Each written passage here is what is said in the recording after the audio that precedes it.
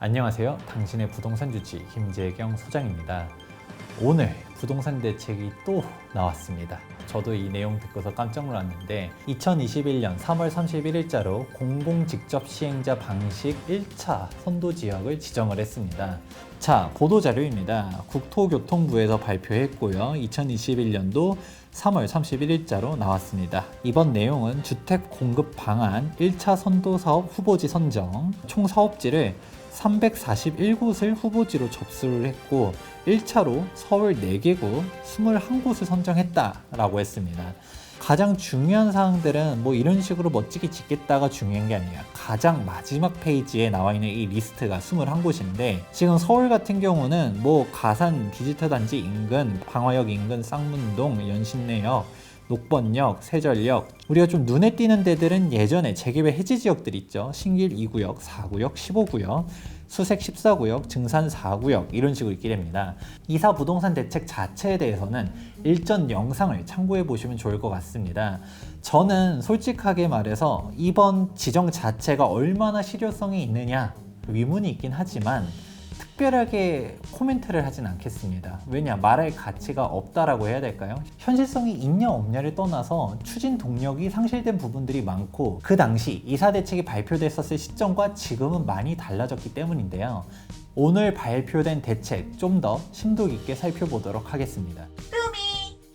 이사 부동산 대책 원문입니다. 보게 되면 공공주도 3080 대도시권 주택공급 획기적 확대 방안 하면서 2021년도 2월 4일자로 발표가 되었었는데 다른 내용들은 제가 이야기 안 할게요. 우리가 봐야 되는 부분은 딱 한 페이지입니다. 바로 36페이지에 있는 투기 수요 차단을 위한 방안인데요. 가장 핵심적인 내용, 제가 뭐라고 했었죠? 공공 직접 시행자 방식으로 가는 부분 같은 경우는 일반적인 입주권이 아니라 우선 공급권을 부여한다라는 내용을 했었는데요.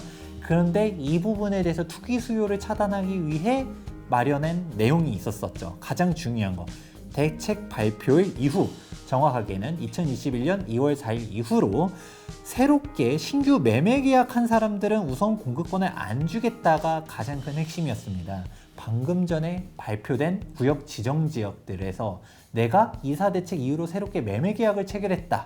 예를 들어 증산 4구역, 수색 14구역, 신길 2구역 이런 해제 지역들에 대해서 내가 새롭게 매매 계약을 2월 4일 이후로 했다라고 하면 나는 현금 청산이네 라는 부분이 가장 핵심이게 됩니다.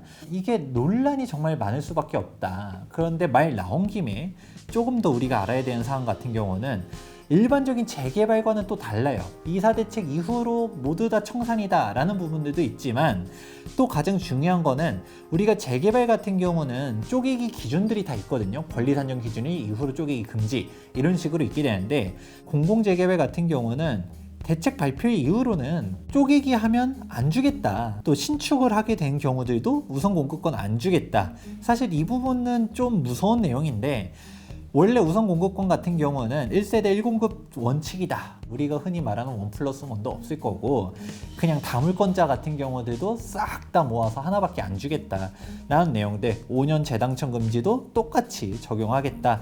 이런 식으로 우리가 일반적으로 알고 있는 입주권 부여에 대한 기준과 이사 대책으로 인한 공공직접 시행에 대한 기준은 다르다라는 부분들을 여러분들이 명심하실 필요가 있습니다. 이 부분에 대해서는 일전 영상 공공 붙으면 청산당한다 여기서 상세하게 설명했으니까 참고해 보시면 좋을 것 같고요. 그러면 이제 우리는 결론이 나오게 됩니다. 제가 한번 또 정리해 드렸었던 표가 있게 되는데 정비사업이라 했었을 때 민간은 상관없다, 공공이 문제인데 공동시행자 방식으로 가는 공공재개발, 일전에 1차 발표했었고 최근에 2차 후보지들 발표했잖아요. 여기는 공동시행자 방식이기 때문에 특별하게 우리가 현금 청산 우려에서는 벗어날 수가 있다가 핵심인데 문제는 이 직접 시행자 방식이 문제라는 거죠.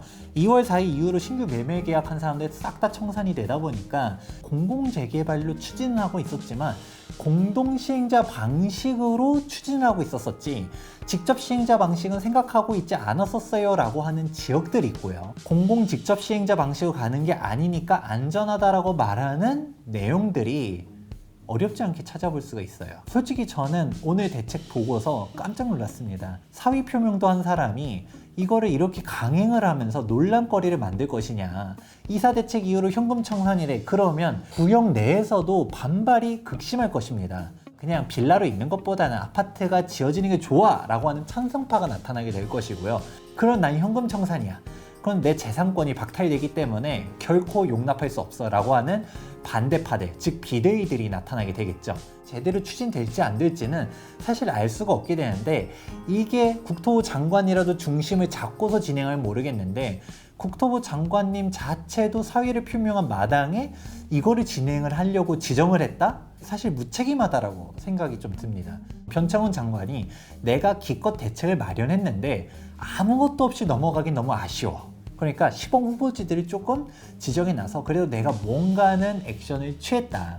그 이후 장관이 이거를 해제하든 뭐 하든 뭐 그거는 이제 내 손을 떠나간 거고, 일단 나는 이 정도의 노력을 했다가 첫 번째일 것 같고요. 두 번째 이유 같은 경우는 제가 봤을 때는 이게 좀 더 실질적인 이유가 아니지 않을까 싶은데, 지금 정치권의 가장 큰 핵심 이슈가 바로 4월 초에 예정되어 있는 서울시장 보궐선거입니다. 그런데 여야 후보가 치열하게 싸우고 있는 상황에서 지금 현 정부의 부동산 대책에 대한 분노의 민심들을 잠재우기 위해서 논란을 야기시킬 것을 뻔히 알면서도 이런 대책을 발표한 게 사실상 성남 부동산 민심을 잡기 위한 보여주기식 행정이 아닐까라는 의심이 듭니다. 우리는 어떻게 해야 될까요?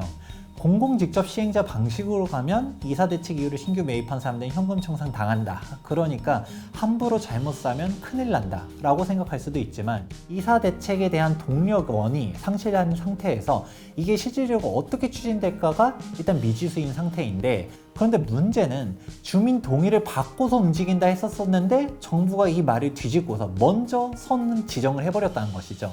이건 전혀 달라요. 주민들이 우리 공공 직접 시행으로 가겠습니다 라고 하면서 신청을 해가지고 지정한 게 아니라, 공공 직접 시행자 방식으로 갔다가 먼저 선지정을 해버리고서 후에 동의를 받겠다, 우선적으로 10% 동의를 걷어서 진행하겠다라고 해버리면 찬성파 우리는 어떻게라도 합시다, 반대파 안돼, 결사 반대, 공공은 안 됩니다, 개판되는 거거든요. 또 하나의 이슈가 더 있어요. 국토부 장관의 사퇴, 이것뿐만 아니라 서울시장 선거가 있다는 이야기 했었잖아요. 그러면 추후 서울시장이 누가 되냐에 따라서 친재개발 후보가 당선이 됐다 라고 하면 애초에 이사 대책이고 공공재개발, 공동시행자 방식, 공공직접시행자 방식, 이거 다 무산이 될 수가 있어요. 애초에 공공재개발이 진행되는 것 자체가 서울시에서 구역 지정을 새롭게 안 해주고 있기 때문에 차선택으로 간 경향들이 많았었거든요. 그나마 공동시행자 방식으로 가면 조합은 살아있고 LHSH가 공동시행자로 가게 되는데, 공공 직접 시행자 방식으로 가면 조합은 완전히 해산됩니다. 주민들의 의견은 묵살되게 되고요. LHSH 단독으로 가게 됩니다.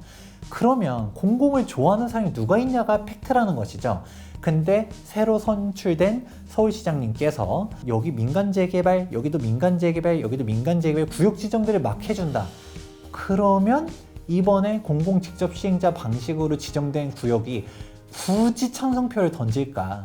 우리 민간으로 지정해 주세요 라고 돌아설 수 있는 여지들이 많다라는 거죠. 과연 직접 시행자 방식이 얼마나 현실성이 있을까도 생각해 보셔야겠지만, 여러분의 재산권은 여러분이 지켜야 됩니다. 기준을 잡기가 어려우실 거예요. 제 이야기만 놓고 본다 하더라도 오늘 영상을 들어봤더니 그래서 이게 어떻게 된다는 거야, 김재경 총장도 명확히 말 못하네. 맞습니다. 장관님 사퇴라든지 서울시장 이슈라든지 이거는 변수거든요.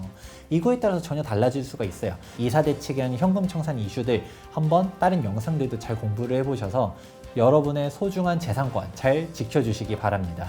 지금까지 이번 대책과 이에 따른 시사점까지 정리해드린 부동산 주치 김재경 소장이었습니다. 감사합니다.